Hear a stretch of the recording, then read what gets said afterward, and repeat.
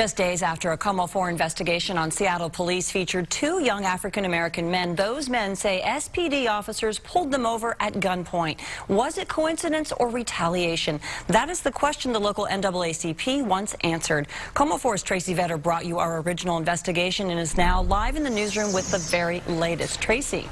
Joshua Lawson and Christopher Franklin couldn't believe it the first time Seattle cops pulled them over at gunpoint. But for it to happen a second time, well, they have questions, a lot of questions, but say they can't get any answers from Seattle police.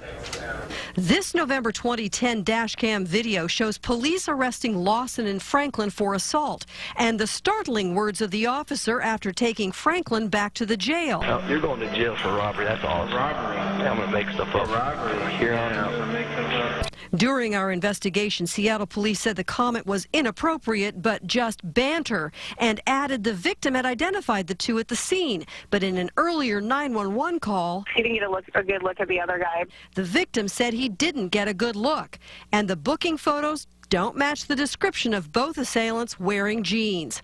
Lawson and Franklin were ultimately released and never charged. But 6 days after our story aired in February, these young people were pulled over again at gunpoint, cars searched, harassed and humiliated.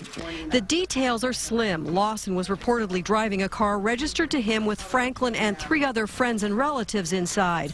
Both men say 10 to 12 police handcuffed all 5. It was unreal. It was frightening. After more than an hour, police released them. No tickets, no charges. They've asked SPD for videos and reports from that night, but say they've received nothing.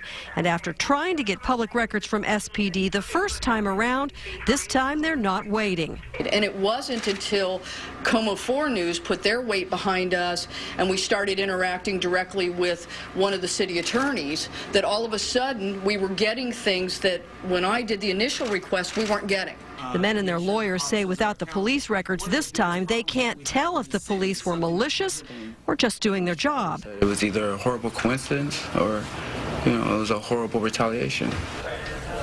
The Seattle police are declining to comment as the 2 men have filed a claim connected to that earlier stop. But late today, the police sent me this street check report, which they shows proper police procedure was used. Lawson, Franklin, and their attorneys are just getting this report now and trying to figure out what it might mean. Reporting live in the newsroom, Tracy Vetter, N.W.O News. Thank you, Tracy.